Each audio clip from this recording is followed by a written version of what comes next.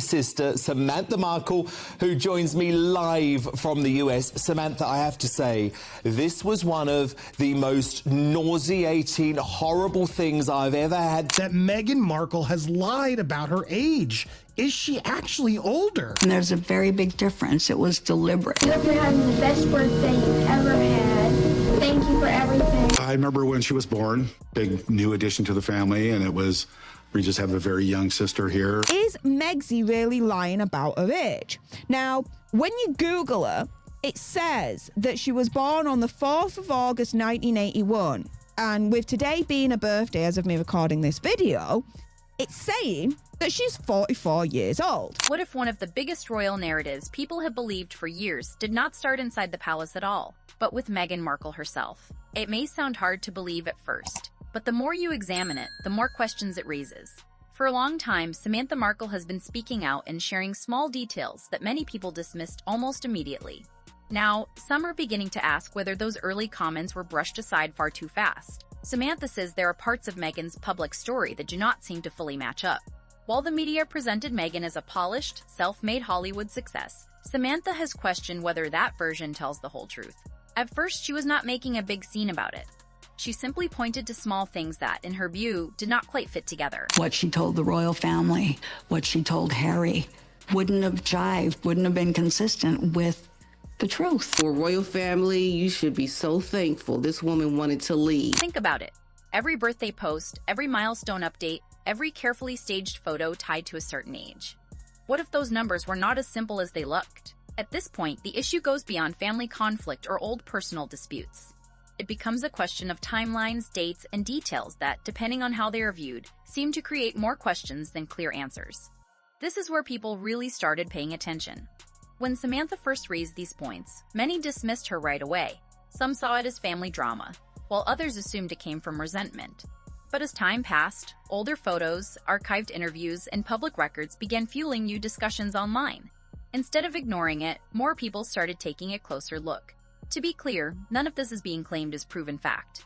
It remains part of a wider public debate, and people interpret it in very different ways. The whole time I was fully expecting them to bust out in like a Saturday Night Live Dusty Muffin skit. It was just... What keeps drawing attention, though, is how often the same questions continue to come up.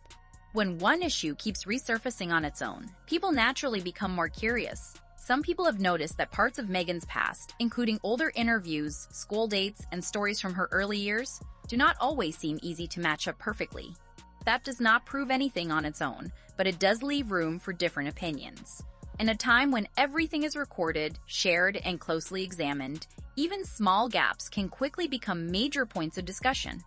It also raises a larger issue about public image. Today, many celebrities carefully manage how they appear to the world, which leads to an important question. How much of a public figure's story is completely open, and how much is shaped for attention? That question is not limited to Meghan. It applies to many people in entertainment and public life. These are not things that pregnant women do. And when you're pregnant, there's not a pillow under your skirt. And there's live footage of her walking towards camera with her abdomen swaying left to right in a black and white checkered dress. Even so, Samantha has never changed her core message. She has always said her doubts come from personal memories and life experiences that, to her, do not fully fit the story the public has been given. She remembers details from their early years that she believes do not line up cleanly with the version most people accept. One example often mentioned involves childhood memories tied to Meghan's age, where the timeline has made some close followers question things. These are still opinions, not proven facts, but they have clearly kept the conversation alive. What makes this stand out even more is how quickly public opinion can change. A person who was once brushed off can later seem more believable when new discussions begin to match parts of what they said earlier. That does not prove every claim is true, but it does show that more people are now willing to hear her out. In the end, this goes beyond one person or one accusation. It is really about the way stories are shaped, how they shift over time, and how people respond when a different point of view enters the picture. Because once people begin asking questions, even small ones, it can change the way the whole story is seen. But this is where things become more complicated. When some people went back and looked at old family photos, they noticed details that did not seem to fit the timeline many had accepted. In a few pictures, Meghan looked older than certain public information would suggest. That does not prove anything on its own, but it was enough to spark more discussion. Just recently found out, it's really sad because Ashley and I were on talking terms. I thought, bonding after not speaking for a while, even though we did speak. I wanted my kids to be raised with their grandparents because I didn't trust babysitters. Samantha has always said she was not trying to attack anyone or create drama. From her point of view, she was simply noticing details that did not seem to match. As Meghan's public image became stronger and more carefully shaped, Samantha's concerns faded further into the background. Even so, she stood by what she believed. To her, this was never about gossip. It was about facts and timing that, in her view, did not add up. She saw it like putting together a puzzle. If the numbers do not line up, then something may be wrong. And no matter how polished public images may be, questions do not simply go away. They stay there until someone takes a closer look. That is exactly what Samantha kept asking for, a closer look. When she finally spoke more openly, it did not feel wild or dramatic. It sounded more like someone asking people to slow down and think carefully. Her point was clear. If even the small details seem uncertain, people will naturally start wondering about the bigger picture. Not as a firm accusation, but as a question that stays in the air. And that question began to spread quietly. At first, it was not loud or full of big headlines. It moved more like a conversation people could not stop thinking about. Because once one detail is questioned, people often start seeing everything else a little differently. Then the story took another turn. Samantha was not the only one looking back at these details. Meghan's father, Thomas Markle, also started sharing his side, and that gave the discussion a whole new dimension. Never mind the hysterectomy stories that her family have told. But that would make it more difficult because that would make Meghan Markle near 50. Thomas did not enter the situation looking to create suspense or confusion. By most accounts, he was simply a father who had spent years capturing ordinary family moments, birthdays, school activities, and small milestones that many parents save without giving it much thought. He had photos, memories, and personal experiences that felt real and familiar to him. But when Meghan's official story began appearing in major media outlets, he reportedly felt that something was not quite right. The public timeline seemed very neat and carefully put together, and that is where his own memories started to conflict with what he was seeing. He has said that he remembered certain events differently from the way they were later described. Some milestones, in his view, happened at a different time than the public version suggested. At first, he even doubted himself. After all, memories can fade and shift over time. But then he went back to old photos, documents, and keepsakes. From his point of view, those items showed a story that did not fully match what was being presented publicly. The difference was not huge or shocking, but it was enough to make people take notice. Some see this as nothing more than normal gaps that can happen over the years. Others think the details deserve a closer look. And that is exactly where the conversation stands today. Thomas has said that, from where he stands, he remembers the big moments clearly: her first job, early breaks, and major events in her life.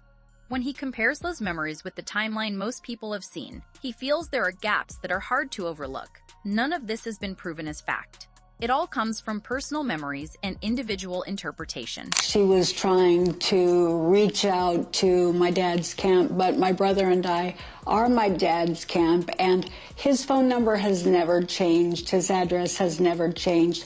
And even though he can't speak, his language comprehension is perfect. But the reason people keep talking about it is that some of these personal accounts seem to overlap.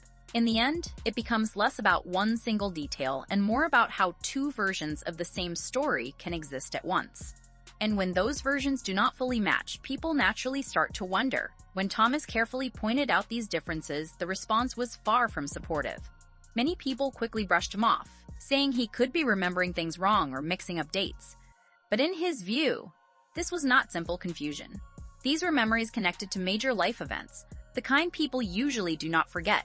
He referred to very specific details: a graduation outfit he clearly remembered, a birthday dinner that stayed with him, and even the year written on an old family Christmas card. These were not loose or unclear memories. They were linked to real events, real dates, and real experiences. That is when he began to feel that something deeper was not adding up. Because if the version of Meghan shown in official profiles did not fully match the person he knew and raised, it opened the door to a bigger question. Was the public being shown a version of the story that had been slightly polished? Not something completely different, but possibly something adjusted for public attention. Then the story took a serious turn.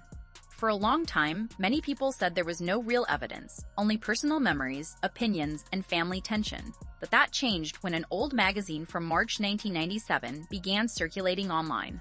It was an issue of 17 magazine, and Meghan Markle appeared in one of its features. This is a copy of 17 magazine, and it was published in March of 1997. In it, it mentions our Megzy is from Los Angeles and that she was 21 years old at the time of publication. That would make her birth year at around 1976. What grabbed attention was not just that she was included, but the age printed beside her name. The page listed her as 21 years old at the time, not 15 or 16. And this was not based on rumor or an edited image. It came from a printed, published, and archived magazine. That is why the detail caused such a strong reaction. If Meghan was born in August 1981, then in early 1997, she would have been in her mid-teens. That would mean she was still in high school, not the age usually linked to that kind of adult lifestyle feature. So people naturally started asking more questions. Some were quick to offer simple explanations. Maybe it was just a printing mistake. Maybe it was a different person with the same name. Those are reasonable explanations. But others said the details seemed too close to ignore. The name, the place, and the timing all appeared to fit, which made people stop and look again. So what had once been treated as guesswork began to seem, at least to some, like something worth re-examining. For Samantha, this seemed like support for what she had been saying for years. What many once dismissed as personal bitterness now looked, to some observers, more like an early warning that certain details did not quite fit. The magazine page quickly became a major point of discussion. Online posts can disappear or be forgotten, but printed material carries more weight. It is published, preserved, and unchanged over time. Even so, one detail alone does not rewrite the whole story. It simply adds another layer, and that is why interest kept growing. At this stage, it feels like two versions of the same story are being compared side by side. One is the official public timeline, neat, consistent, and backed by records. The other comes from personal memories, older materials, and interpretations that do not always match perfectly. The accepted version shows Meghan as being born on August 4, 1981, with a clear path through school in Los Angeles, early acting work, and later worldwide fame in her 30s. On paper, it is smooth and easy to follow. Here, the doctor talks about both the children, and listen to what she says. So you tell me to tell you something that maybe a dozen people actually know that's going to come out very soon. Okay. Meghan Markle, the reason why you watch her interviews and she just seems off, she's owned by a pharmaceutical company. The two children that she had, they're not hers. She didn't have them with Harry. But there's also another point of view shaped by people who say they were there, remember some events differently, and believe certain details deserve a closer look. That is the version Samantha and Thomas have described over the years. It is not the polished timeline seen in headlines, but something less tidy and more uncertain. In their view, Meghan was not simply a teenager finding her way in the mid-1990s. They believe she was already moving through life more like a young adult, entering spaces that do not fully fit the official timeline. And that is where the story clearly splits. In one version, everything lines up cleanly, ages, milestones, and major life events all falling into place. In the other, the numbers shift enough to change how the whole picture looks. Not just by a small amount, but by a difference some believe could reshape the story. For example, while the public timeline places Meghan in her late 30s when Archie was born, this alternative view suggests she may have been in her early 40s, and that is a major difference. It points to a completely different stage of life, with different pressures, expectations, and realities. It almost feels like two stories are running at the same time. One is polished, simple, and built for the public. The other feels more personal, less filtered, and far more complicated.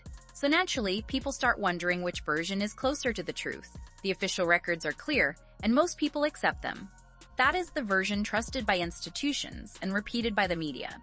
But the other view keeps coming back through personal memories, older materials, and interpretations that do not fully match the public story. And this is where the discussion grows even bigger. Once people start comparing timelines, they begin looking at major life events in a new way, including pregnancy.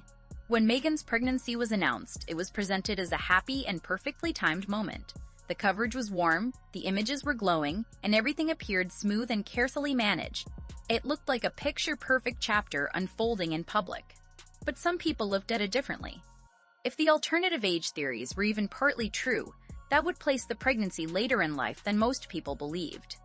And that naturally led to more questions, not direct claims, but quiet curiosity. In general, pregnancies later in life can involve closer medical attention and more careful monitoring. That is widely understood and often discussed. So when some people compared that general knowledge with how everything appeared publicly, they noticed a gap. The public image showed a calm, polished experience. And you're wondering, why does her age matter at all? Because her age would also have an impact on her ability to have children. Because if Meghan Markle is 4 years older than what we have been led to believe, it makes it even more difficult to believe that she was able to get pregnant so quickly. Everything looked easy, from the professional photos to the smooth timeline and quick recovery moments shared with the public. It all seemed very controlled and almost too perfect. Some people see that as nothing more than strong privacy and careful media handling. Others think it leaves important questions open. And once again, interpretation shapes the whole conversation. There were also smaller details that kept the curiosity alive, such as the privacy around certain parts of the experience, the limited public information about medical details, and the carefully planned public appearances. All of that added fuel to the discussion. Still, it is important to stay realistic. None of this proves anything by itself. These are public observations and ongoing conversations, not confirmed facts. But what makes it so hard to ignore is how one question keeps leading to another. And once people feel the timeline does not fully fit, they start rethinking everything connected to it. At that moment, the discussion moved beyond basic facts and into something much larger. It became about image, public messaging, and how a story is presented. When a version of events feels overly polished or neatly packaged, people naturally start to wonder what may have been left out. Not because they expect something shocking, but because real life is usually more complicated and less perfect than what is shown. Then the focus shifted again, this time to the birth itself. What was supposed to come across as a heartfelt and personal account ended up creating more curiosity than expected.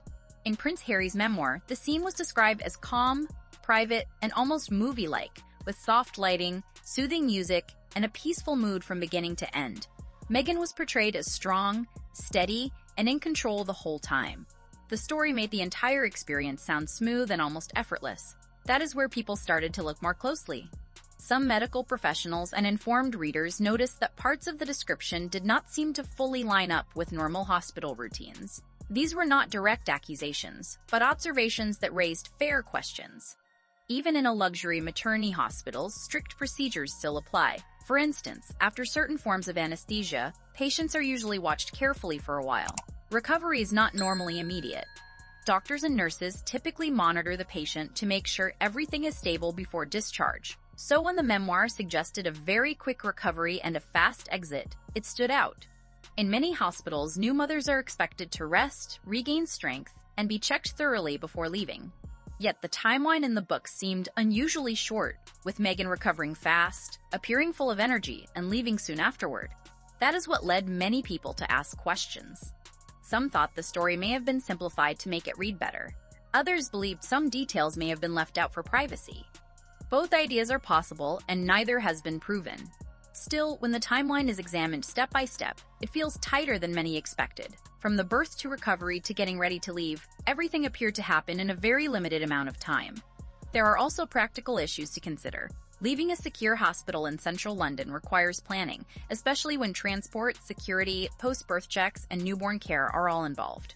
Once people added those factors into the picture, the timeline seemed even more compressed. Not impossible, but certainly unusual by normal standards. The travel time also adds to the question. Getting from the hospital to Frogmore Cottage is not immediate. When that journey is combined with recovery, paperwork, and caring for a newborn, the schedule feels even more rushed. All of this led to one main question: why did everything seem to happen so quickly? Was it simply done that way for privacy and efficiency? Or was the story told in a way that highlighted emotion more than exact timing? Even some people who support the couple have admitted that the timeline feels unusually tight, not as an attack, but as something that stands out when compared with common medical expectations. At the same time, it is important to stay balanced. None of this is confirmed proof that anything was wrong. It is simply the reason some people began to look more carefully at the story and ask whether the full picture was more complicated than it first appeared. And is living a life that she's winning and she's doing all these great things, but the reality is not that. The reality is she's a joke. This whole discussion blends personal storytelling, public opinion, and common ideas about how medical care usually works. What keeps people talking is how one small detail leads to another. When a timeline feels even slightly unusual, people start looking more closely, trying to connect every part. Before long, it no longer feels like a simple story. It feels like something to figure out. And when the pieces do not fit neatly right away, people naturally keep searching for what may be missing. Some believe the reason is simple: privacy. Others think it is more about shaping how the public sees the story. Either way, the way everything was presented feels extremely precise, almost too polished, as if each moment was carefully chosen for the strongest effect. That is where the bigger question begins. If the timeline around something as important as a birth seems shortened or cleaned up, people start to wonder what else may have been softened or adjusted for public view. Not as a firm accusation, but as a question that keeps coming back when all the details are looked at together. And honestly, a quick, perfect recovery creates a strong public image. It makes a great headline. It keeps the story neat and avoids messy public discussion. But real life is usually not that simple. If you step back, the topic becomes much larger than one event. It starts to connect to the way public figures build and protect their image over time. Reinvention is nothing new. Famous people do it all the time. But in Meghan's case, some people feel it was more than a basic image update. Her move from actress to global royal figure did not seem random or gradual. To many observers, it looked carefully built. Every interview, public appearance, and statement seemed to support the same polished and controlled image. In public life, that is often called image management, and plenty of well-known people use it. But when everything appears perfectly in place, some people begin to ask how much is genuine and how much has been carefully shaped. By the time Meghan was fully in the royal spotlight, her public image seemed complete. She appeared confident, calm, and fully prepared. But Samantha and Thomas have described someone more layered, less polished, and more human. That contrast is a big reason the discussion keeps going. At this point, it is no longer just about one timeline or one moment. It is about two versions that do not fully match. One is official, familiar, and supported by public records. The other comes from family memories, older material, and personal interpretations that feel less polished but more real to the people sharing them. The difficult part is that once a story is accepted by a global audience, changing it becomes very hard. Most people do not go back and question what they have already accepted. Not because they refuse to, but because the first version becomes deeply fixed in their minds. That is why these other views stand out. Not because they prove everything, but because they challenge a version that once seemed settled. They bring uncertainty into a story that once felt clear. Some people think that matters. Others think it is just unnecessary guessing. The truth is, both reactions are happening at the same time. But when the family comments, the timeline concerns, the old magazine reference, and the birth story are all placed side by side, some people see a pattern that is hard to dismiss. Again, not proof, but enough to keep interest alive. At that stage, the issue becomes less about any one claim and more about how public stories are created, repeated, and protected, especially in a world where image means everything. Once a story is told a certain way often enough, it becomes the version most people accept. Anything outside that version starts to feel strange, even if it raises fair questions. So maybe this was never only about age or timing. Maybe it points to something bigger: how stories are shaped, how public images are maintained, and how hard it becomes to tell the difference between appearance and reality when every detail is watched by the world. After hearing all of that, what do you think is really happening behind the scenes? If you found this breakdown interesting, don't forget to like, share, and subscribe to my channel for more videos like this. And be sure to watch the next video on your screen. There's a lot more still unfolding, and the next one might surprise you even more.